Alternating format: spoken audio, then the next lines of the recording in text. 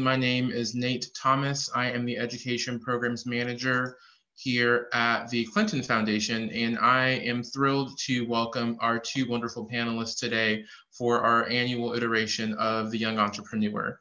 You guys are here for an hour-long workshop to learn more about leadership, entrepreneurship, and to really answer any questions you guys have about your trajectory, your ideas, and your passions for your future. So to begin, I'm going to do a quick introduction of our panelists here today, and then I'll turn it over to Gina to talk a bit more about her story and her narrative, and then we'll start into the Q&A. So without further ado, let me share my screen and introduce our first panelist, Gina Radke.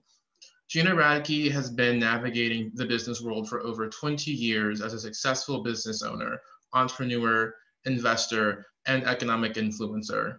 Owner and CEO of an aerospace manufacturing company, Galley Support Innovations, Gina uses her international business experience to serve as an international trade advisor to U.S. Congress. Gina is also a speaker and a coach who has mentored entrepreneurs from across the globe and is well known for her involvement in the community service and the empowering others with economic opportunity. And Gina is well known in the community, very well respected, and has seen her on many stages and even a book author. I'd love to turn it over to Gina to talk a bit more about herself, her history in business and entrepreneurship, and we'll check with Dr. Jenkins after that. Gina? Thank you, Nate. I'm actually really excited to be here because one, I have a 16-year-old. I have a 16-year-old and two 22-year-olds, all who want to go into business for themselves, which is a little different from my upbringing because I had a mom. I was raised by a single mom. I was an only child until I was older and she adopted another child. But she was a business owner and she had a restaurant for a period of years.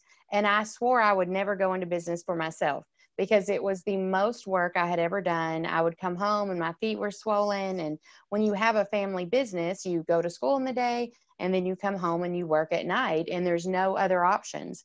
And so it's funny because I always thought I'd never go into business for myself. But now I am in business, and it's interesting that my bio says I've been a successful business owner for 20 years. I want to start by saying that's actually not true. I've been in business for myself for 20 years, but probably only the last 12 of those were successful. I all the things that I do today were based on the things that I learned coming up. I'm a trade advisor to the U.S. Congress, something that I didn't even know it existed. I didn't know anything about it before recently. And I got involved because it was going to help my business and help other small and minority businesses. And so that's how I got involved in doing things within the government, because I saw how they could help my business and other businesses along with my community. But before that, I had some failures. And in my family, we don't say that we have, failures, we call it win or learn. We have no losses, we win or learn. And so a couple of my failures were my lessons. I had a marketing business that didn't work out, a record label that actually didn't work out.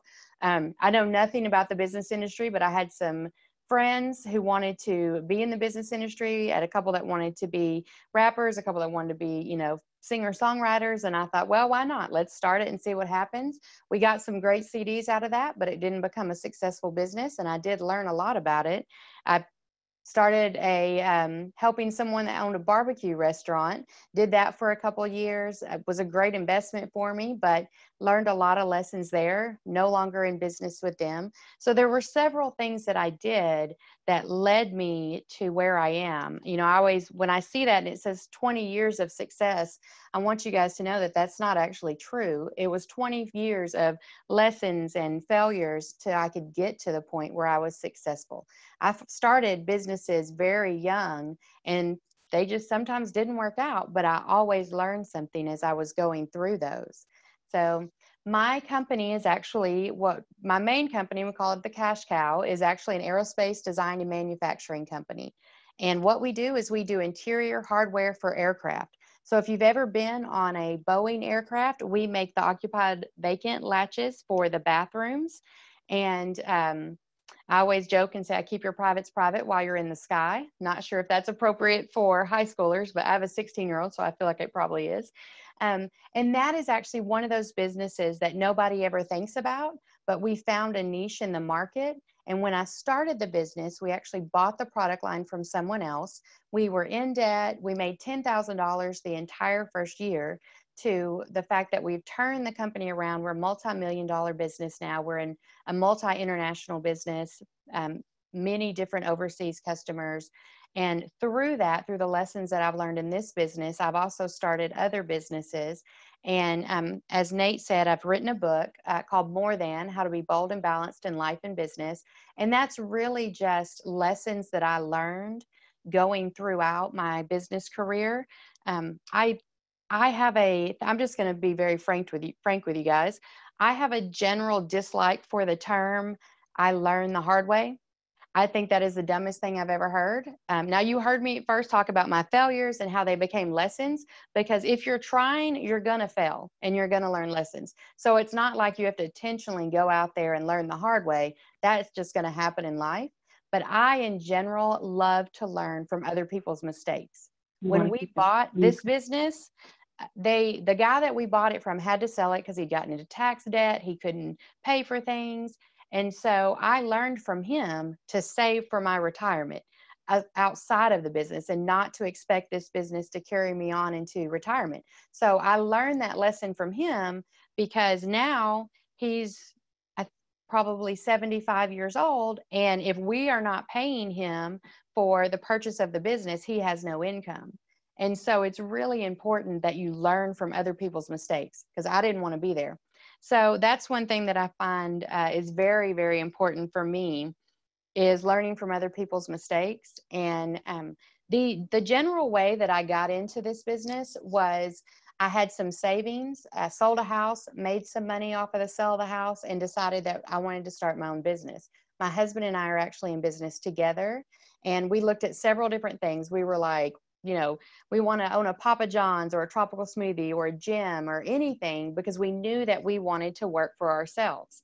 And so we did, and we started this company that way, but it wasn't by some magical, I didn't have any family member that loaned me money. I just found out yesterday that actually Jeff Bezos was loaned $12,000 by a stepfather to start Amazon.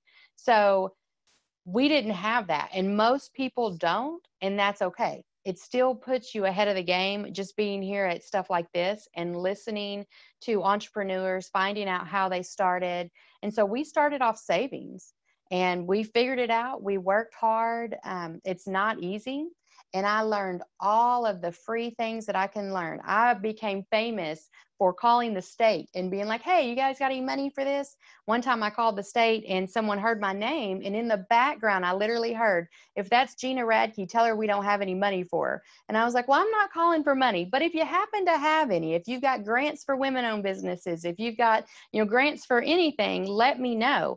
I used all the resources that I had available to me to get my business to where it is today. And so I have a list for you guys I'd like to share in the future. But I know that Dr. Tionna Jenkins is on now, and she is an amazing woman, amazing friend. And so I wanted to go ahead and give the floor over to her. And I'll be happy to come back in and answer questions in the end, and talk through with Nate how I got to the place in business that I am today, and any pieces of advice that I can offer to you guys starting so young in middle school and high school. I think it's absolutely ingenious that you're here listening to this, because this is something that it was not available to me when I was your age. Thanks so much, Gina. And just as a reminder to everybody, if there's any questions that bubble up during the conversations, use our chat box and our Q&A box, and we will devote most of this time to answering your questions. So if there's any that bubble up, just we can even unmute you if you raise your hand, but we'll get into the Q&A in just a moment. But now it is my pleasure to move along to our second panelist, Dr. Tionna Jenkins. With over 15 years of experience in public health industry, Dr. Jenkins has been responsible for directing operations successfully, leading organizations to new levels of growth and sustainable impact. She's been responsible and has led business development efforts, garnering more than $41 million in multiple funding resources and investments. With her personal lifestyle change, losing over 80 pounds, she founded a company called Plate It Healthy with Dr. Tionna Jenkins, a holistic wellness company that uses its platform to educate others with the goal of influencing behavior, policy, and practice for both organizations, communities, and individuals regarding wellness, plant-based inclusion, and food systems. Dr. Tionna Jenkins is a former colleague of mine and is a dear friend. I'll turn it over to you, Dr. Jenkins, to speak a bit more about your bio and narrative. Thank you so much. Are you all able to hear me? We are. I'm so happy. Good to go. Amazing, right? Thank you. Thank you. Well, I definitely am happy and very appreciative of being here today. Let me tell you, it has definitely been a journey in the space of public health. So just to back up a little bit, I am trained as a public health care practitioner. And so what does that mean? That means that I went to a lot of school to get a lot of degrees to focus on public health policy. So you would see someone with my background and skill set working in the space of public healthcare systems, working on health and wellness, doing things around, healthy eating, for example, or doing things around ensuring that individuals have access to healthcare. And I did that in capacity of working with the presidents of these United States. I've had the opportunity to work alongside four presidents and their presidential centers, along with their first ladies, on various initiatives and whatnot. So that's kind of like the academic background that I had and that I have and trained for. And in that same scheme of things, I started on a health and wellness journey. One, because very interested in that space. Of course, working in public health, you would be interested, right? But also wanting to just make a lifestyle change for myself. So initially, I just did it for myself, right? Wanted to lose weight, wanted to live healthier, wanted to be a person who was really practicing what I was preaching, right? So working in public health, it's good if you go out and if you're, working in this space and that you're being a representative, right, of the work that you say you're about. So started to really transition into what folks, they have various terms for, but I term it as plant-based. Other folks use the word veganism and or whole food plant-based, just depending on the journey that you're going on. And so I started transitioning slowly into a plant-based lifestyle and really changing the foods that I ate, really integrating more things around mindfulness and wellfulness, which is extremely important, especially in any career, okay? So mind you, it's, helpful and important for yourself as an individual, but when you're working in entrepreneurship, when you're working in anything that you do, you need to and should have a healthy lifestyle, and also one where you are practicing what I call mindfulness, time for you to reflect on yourself, reflect on the day, kind of calm yourself down and things of that nature. So started to really integrate what I was preaching into my lifestyle and started to really see some drastic changes. So as Nathan, my colleague and friend, mentioned, I lost over 80 pounds in doing so. Now, it took me about 5 years or so to make that transition happen. So it wasn't necessarily an easy thing, but I will say that during that time, I would have individuals who were, asking me, well, how are you doing that? How are you going about losing, weight? That, because that's what everybody wants to know, right? They want to know, how do you go about losing weight? Because that's the thing, right? And folks also wanted to know about the impact that transitioning to a plant-based lifestyle had on chronic disease. Of course, and as a public health person, I knew wholeheartedly what all the background and research that involved. So I slowly started posting really just on social media. So at any time you can find me on all of my platforms, on Instagram, on Facebook, on LinkedIn, on Twitter, talking about health and wellness things, but also posting meals, right, and things of that nature. So I slowly started posting all of my meals and my recipes, and that garnered a lot of attention and a following for folks who wanted to also come along the journey as well. That also garnered a lot of attention from news media outlets. So I have a cooking segment, and I do health and wellness contributions to both KATV Good Morning Arkansas and to PHB Divine. And you can see me on there talking about all things health and wellness, and also cooking up wonderful plant-based dishes too. And so all that to say, that happened, and Plated Healthy with Dr. Tionna Jenkins was born. So I offer both health and wellness consultative practice consultation services for organizations, for individuals who are transitioning to a plant-based lifestyle, or who are interested in changing their organizations to have more plant-based options, right? Because it all takes policy and practice change within those organizations, whether you're a school district, whether you're, a business. So I offer those services as well on how to actually go about doing that, and things that you need to have in place for people to, make it easier for folks to eat and live a healthy lifestyle. In addition to that, all the television and all the media things, and having those consultative services for folks, I have now begun and just actually finished going into food manufacturing. And so that has been a huge ordeal. Took us about 7 months or so to go through that process, but have a now certified whole food manufacturing license to produce prepackaged food that can be sold online and in stores. And so we're in the process of making sure that that gets out here by the end of this year, hopefully within the next month or so, and we'll be able to provide very healthy options for folks. And our food products, again, are prepackaged, so you can purchase them, within any local store that you shop in, or you can purchase them online and they can be sent and mailed to you. And that's about it. Thanks so much, Dr. Jenkins and Gina, Mrs. Radke, for being here today. I really want to take us back in time to when you guys were in high school. It's kind of a two-part question, but a lot of students in the audience are facing decisions of what to do after high school. What advice would you give to students interested in pursuing a career in entrepreneurship, business, whatever word you choose to use for that career path? And that I'll start with you, Gina, if you wanted to share your thoughts on that, and we'll go to you, Dr. Jenkins, after that. Sure.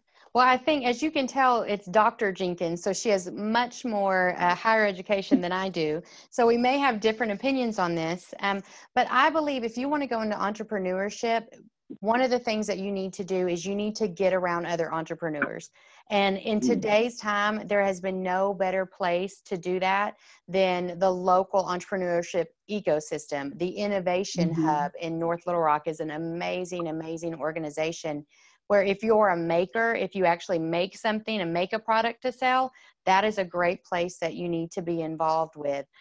You need to go and talk to it's called the ASBTDC, Arkansas Small Business Technology Development Center. It's a ridiculously long name, but it's completely free. And so if you have an idea, you can go to them and say, hey, I have an idea, and I don't know if it's going to work or not. And they can do research for you. They can tell you where to go. They can help you put a business plan together, and they can help you start networking with others to become an entrepreneur and get around those people.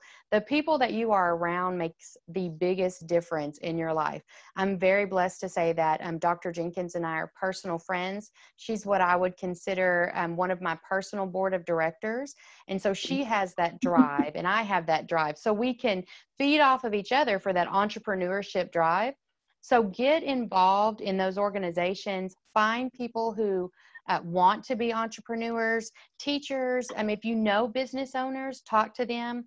One of the things I will warn you about is business owners, sometimes, especially ones in the B2C, which is business to consumer, they tend to be a little jaded, and they're like, oh, you don't want to go into business. It's such hard work, and you'll work for, 16 hours a day, which is 100% true. But if you want to do it, it's not work. It's amazing. And so get around those people and ask them to mentor you, ask them questions.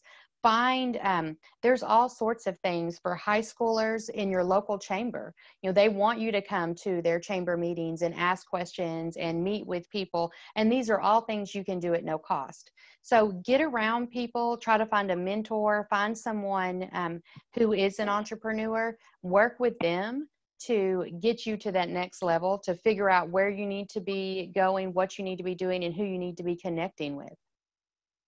Mm-hmm. And that's my thought. Now, I'll give it over to Dr. Jenkins now. Yeah, I would also, Gina, agree with you, although I have all these degrees. I would still agree with you, though. I think that I came through entrepreneurship a different way, but I think that any way to entrepreneurship is okay, right? So you may go to college or you may not. I think you take pieces from any part in your journey. So I have worked with and currently still work with the Small Business Association that Gina mentioned prior to, because they have great resources and it's free, okay? It's all about the freebies. Yes, 100%. All about the free, 100%. All about the free resources. So definitely work with them. But I would also say, let's just say you go into entrepreneurship right now. There are many things that you can do even with the skill set that you have right now. For me, in my case, I went to college. I, got graduate degrees and earned those things and whatnot. But I also believe that entrepreneurship is built and born out of passion as well. It's also your interest and what you're going to stay up and work on and what you're going to drive. Because let me tell you, I do work a lot of 16 hours. I do a lot of multiple things. And so I believe it's built out of that too. We have people that I know of personally who are in high school or maybe even in college who, are interested in doing lots of different things, and they turn that skill set or that passion into an entrepreneurial effort. And then they are like wonderful mass marketers all on social media. So let me tell you, I'm all about social media, Instagram, algorithms, and all those kind of things, because I think that's extremely important. So it's also about what I call the traditional ways of engaging with consumers, but it's also the non-traditional ways of engaging with consumers as well. So you don't have to wait until you get to a certain age or a certain level to go out and start doing what you're passionate about today. I do think it's extremely important that you get the resources and the tools and that you connect with fellow entrepreneurs, whether they're in your class right now or whether there's somebody like myself or Gina or other folks at the Chamber of Commerce, or just maybe even people in your family that have businesses. So I definitely would say that the entrepreneurial path is different for everybody, but please don't discount anything you learn in school or your interest that you can then flip into an entrepreneurial effort. Wonderful, really, really insightful answers. I have another question, kind of taking it back to high school. A lot of students that are here today are in the high school arena and high school grade band. When you were in high school, did you see yourself being the person you are today? And how did you grow as a person from that high school, junior, senior, to where you are now? I'll throw that back to you, Gina, to start, and Dr. Jenkins to end. It's interesting. I don't know that I saw myself being who I am today, but I always wanted to be an attorney, a federal judge. I definitely saw myself in charge. I mean, if we're just being honest, and if I can have a moment of extreme honesty, at one point in time, my mother actually said to me, she said, I may have gone overboard in the competence department because you're almost a bitch. And I was like, pardon me for all the school teachers. And bitch stands for beautiful, intelligent, talented, creative, and hard worker. So y'all can read that in my book. But I had this drive in me where I knew I was going to do something great. I remember one time someone talking to me about marrying a military man for benefits. And I thought, get your own job and get benefits, do your own thing. And maybe it's because I was raised by a single mom who was a professional woman, but I never had the thought that I couldn't be anything that I wanted to be. And so I knew that I was going to do something great. I just didn't know what it was going to be. And I hear that a lot when I talk to young people. They're like, I want to go into business. I just don't know which one. So I had that. And I don't know, I never pictured myself working on international trade or some of those type of things, but I knew that I was going to do something that for me really helped my community. And I learned how to do that through business. I employ 50 people. And so that's giving them jobs and helping their families and helping their economic wellness. So I knew that I was going to do something great. I just wasn't really sure what it was or how to get there. And I want to tell you guys, that's okay. If you are like, I'm going to do something, I just don't know what, it's a sad thing that we start asking people at like the age of 5, what do you want to do when you grow up? So we grow up with this panic of you got to have it figured out by the time you're 18 and, or by the time you're a senior in high school. And that's just not the case for everyone. Some people, I love what Dr. Jenkins said about learning through everything that you do in every organization that she's worked with. I highly suggest that to people. I mean, if you don't know what you want to do, go into the military for one term for a short period. They will, one, give you discipline, but also you get benefits for the rest of your life. My husband was in the military for 8 years, and we have benefits for the rest of our lives. We were able to get a small business loan because he was a veteran. I mean, there are certain things that you don't think may take you to that, millionaire status, but you learn through everything that you do. So yeah, the question was, where did I see myself like this? And I saw myself doing something great. I just wasn't sure what it was yet. Right. Yeah. And just to piggyback off that, I would say that I definitely did not see myself in entrepreneurship. And I'm just going to be honest. I think it was something that was always around me. I think it was something that I saw all the time. My husband has always been an entrepreneur. He's always owned a business or businesses, always been very skillful at that and profitable at that. But that was like something that I did not want to do. And I don't know if it was because maybe I saw all the time and the hard work that he put into it. Not saying that going to school and working for somebody is not just as hard and time consuming, but I was like, no, I don't want to do that. So that was not something that I set out to do in high school. My path was clear. I was going to graduate from high school, which I did, McClellan High School, matter of fact. Graduate from high school, went on to get my biology degree, went on to get my master's degree, went on to get my PhD, which initially I was going to get, wanted to be a physician. So again, that was not anywhere in the works of me doing that. However, it was always around me. Now, I had individuals in my family who were, had small businesses, whether it was restaurants, whether it was, there were a salon owner, a stylist, they had, a car mechanic, whether they were lawyers. I had an older uncle who was a podiatrist, a foot doctor, who had a clinic. So I've always seen it around me. I just never thought that, was for me. It wasn't until things just started to click where I understood that the information and the education that I had gathered over the years could actually be a business, right? So that I could actually do all the things that I was doing for everybody else, do it for myself, get paid as well, and be in charge. Now, to add on to Gina's point, I always knew I was in charge. Now, even working for somebody, like I'm still in charge. In my own mind. So I always knew I was going to be in charge, but definitely did not set out to be work in entrepreneurship, but I love it and would not change it for anything. Wonderful. And we have some questions from the audience, which is really exciting. And just as a reminder, if anybody wants to raise their hand and just ask verbally, you're able to do that as well. And I can unmute you if you wanted to raise your hand. So I'll be looking out for that. Mrs. Radke, we'll throw it back to you. Okay, I'll start with this question. What would be the first step for anybody who wants to start a business? Square one. Market research. What do you want? What are you passionate about it? You know, all that great stuff is in the, you know, kind of the very beginning, but market research. I had a son that wanted to sell skateboard wax at the age of 13. And so what he did was he went to all his friends that were skateboarders and he said, hey, you know, how much do you pay for wax? He knew how much he paid. Which one do you like best?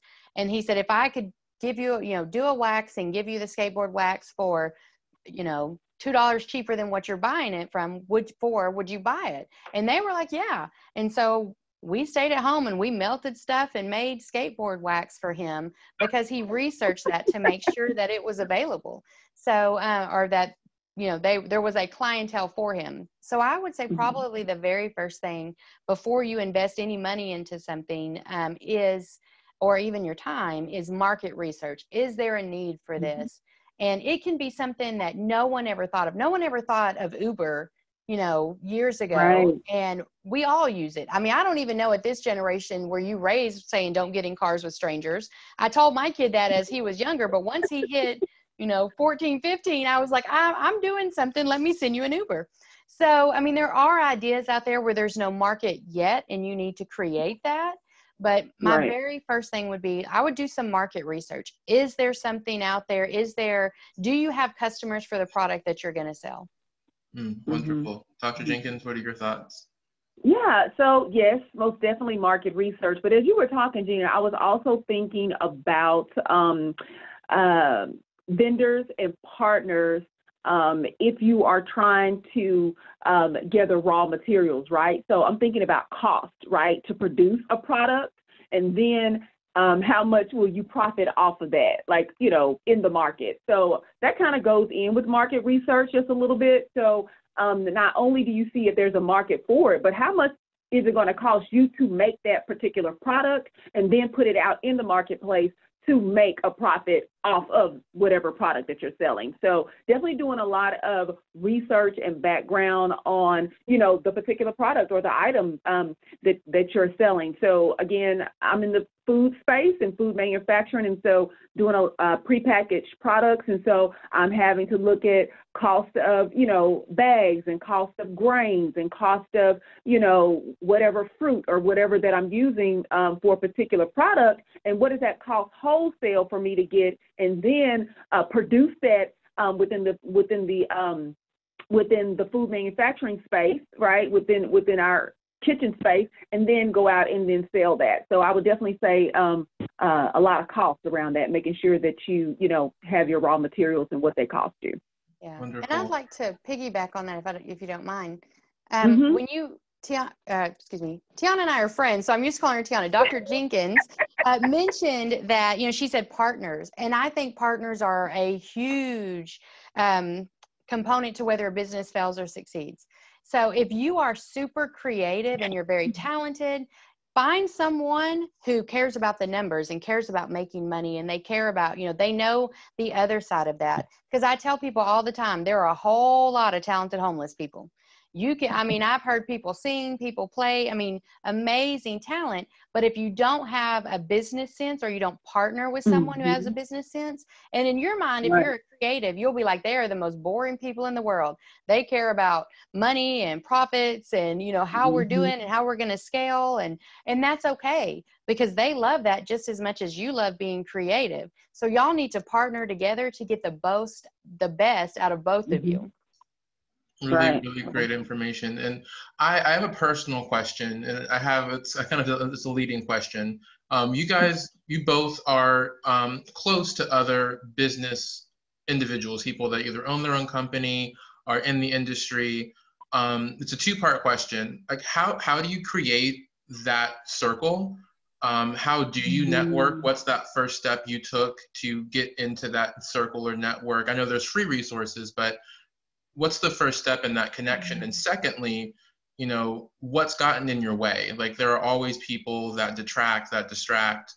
At a very young age, I'm sure we've all experienced somebody who might not have our best interest at heart. So two-part: one, how do you start that network? And two, you know, when you hit a roadblock or meet somebody who is getting in your way, how do you recognize that and utilize that to your advantage? Start with Mrs. Radke. We're all friends and colleagues here. Well, Start you with know, Gina.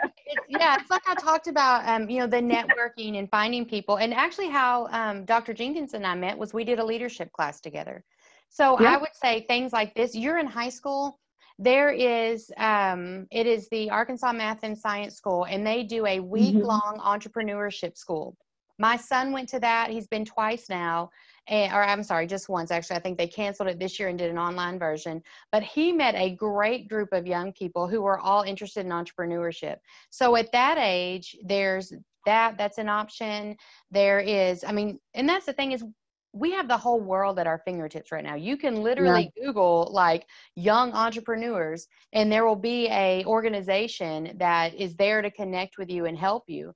And so, I mean, Google it, find places like that have networking for young people, join anything that you can that is Future Business Leaders of America, things like that, because again, you know, who you run with is going to determine your success or your failure. You know, you can be a success, a little bit of a success, and run with people who aren't doing anything. But once you change that, once you start running with those people who are successful and who do have the desire to be successful and be business owners, I mean, you scale so quickly, everything changes.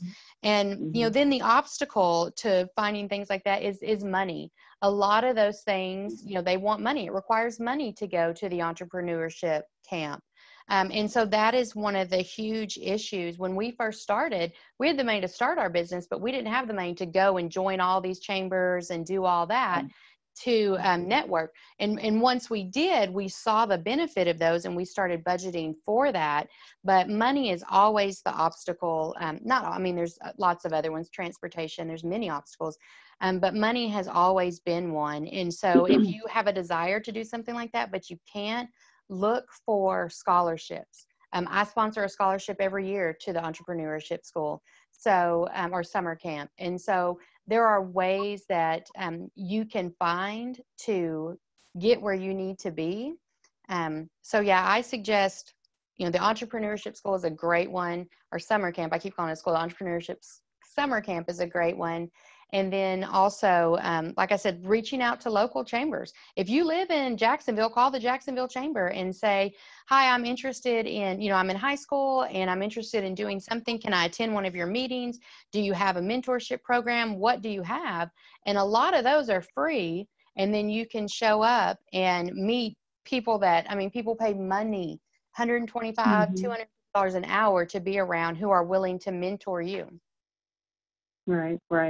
Yeah, and I don't want to add too much more on that. I know we have some other questions coming up, but I would definitely say the first step is networking. Look at your current circle, right? Look at your current circle of friends and see, you know, who is doing, you know, I was about to say who's about their business in networking, in entrepreneurship, because truly, when you start excelling, just like Gina said, or when you're really about your business and pushing for whatever entrepreneurial thing you have going on, I don't care if it's reselling shoes, socks, whatever it is at the moment, creating some app, whatever, if people around you are not business minded, and it starts early, then either they're going to fall off or they're going to get a little envious or jealous, right? So definitely know who your circle is and try to grow from that and go up from that.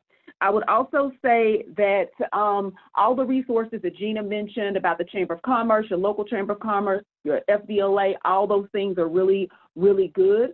Out in the community, even in your own community, there are times when I know I've seen young entrepreneurship people have events where folks can, you know, do pop-ups and things like that. If you need to start there, that's absolutely okay. Where you may start at a small trade show, well, they're similar to trade shows, but like a pop-up event if you need to do something like that. Also know that your connections are outside of the state of Arkansas, okay? So there are entrepreneurs all over the world. Just make sure that you're connecting to those organizations and individuals in that way. And some of the challenges, Gina mentioned money, but I would also say another challenge is mindset.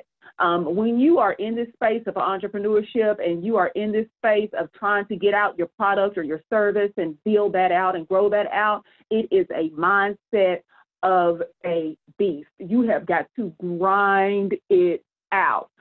Nobody is going to do it for you. Now, of course, me being the wellness person that I am, you do need to rest and get some sleep and things like that, but you also need to be about your business, and your mindset is key in that space. Yeah. Really great insight. I can't believe the hour's almost over, so I'm going to transition to final thoughts. About 2 to 3 minutes apiece. If there's any piece of knowledge, advice you would love to impart on the audience today, we'll start with you, Mrs. Radke, and Tionna, Dr. Jenkins will give you the last word. You know, just going off what Tionna said about the mindset, don't listen to the haters. There's always going to be people, and it may even be your parents, who are saying, no, you need to, this is the job, get a job with a good company and, work there for 20 years and retire or whatever. And don't listen. I mean, there are people, they're going to, hey, let's go to a kickback and chill out. And you're like, no, I want to do this. I want to make money. My son goes to Goodwill and buys clothes and changes things and then sells them. I mean, just don't listen to the people who are trying to, hold you down.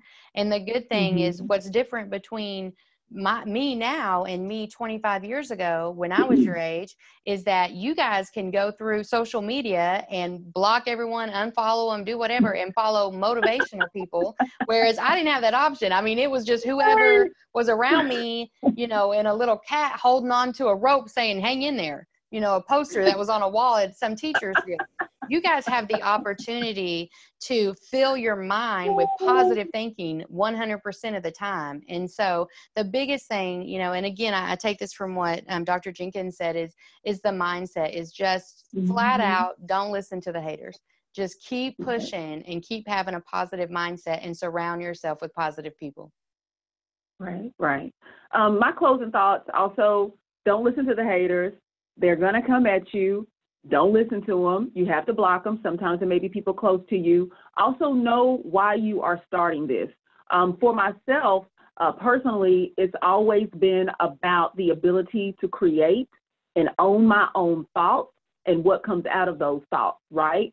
It's also my mindset to create generational wealth for my family.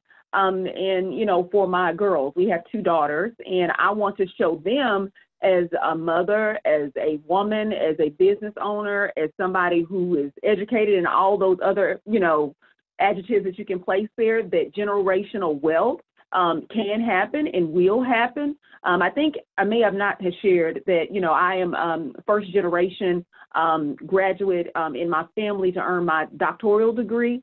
And so I've just always been about trying to create a space and a place that my girls will see that if you want to go to college, that is absolutely okay. If you want to start a business, that is absolutely okay. And me and my husband have that same mindset. So it's definitely block the haters. They're going to come. But why are you in this? Like, what is your purpose? And for me, it's for generational wealth. After I leave, from here, I can't pass a job on to my daughters. I can't pass a pair of red bottoms on to my daughters. I can pass on some generational wealth. So that's what I can do. And that's what I'm going to do.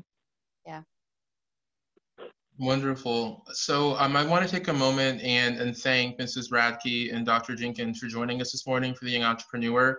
The Clinton Center and Clinton Foundation really believe in these conversations because we believe in leadership. And there's so many different ways you can lead. President Clinton is a fantastic example of leading on a political spectrum and running for office and being a public servant and being our 42nd president of our great country.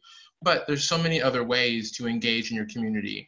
And entrepreneurship is local and global at the same time. You're solving for issues in your immediate circle and also potentially solving issues and providing solutions and products for the country or the globe. So we really encourage everybody who attends and who's watching this video to think boldly and think broadly and know that Arkansas has amazing leadership right here in our home state that's here to encourage you and here to uplift you. And Dr. Jenkins and Mrs. Radke are prime examples of not only entrepreneurs, but women who have killed the game, if you will, in their respective industries. And they can do it. It's definitely a courageous move, and I hope you take everything that you heard today and apply it to your own lives. How can they get in touch with you, Mrs. Radke, if the students want to know more or be in touch with you? Yeah, I'm pretty easy. All of my handles are at Gina Radke. I have Facebook, Instagram, Twitter, and LinkedIn. And Dr. Jenkins, what about you? Sure. Yeah. So on Instagram, it's at Dr. Tionna Jenkins. That's DRTIONNA Jenkins, JENKINS. And on Facebook, it's Plate It Healthy. That's PLATEIT Healthy. And then, of course, you know, we have our website at plateithhealthy.com, and you can email me through there as well. But I am really, really good on answering people via Instagram or on Facebook. Wonderful. Well, thank you both for your time this morning. Students and teachers, thank you for making time to join us this morning. This will be recorded and posted on YouTube in about a week's time. So if there's anything that you want to rerun and rewind and record, we'll have that available to you shortly. So with that, thank everybody, all of our attendees for joining, and we hope we see you as a future young entrepreneur. Stay well and have a great afternoon and school year. See you next time.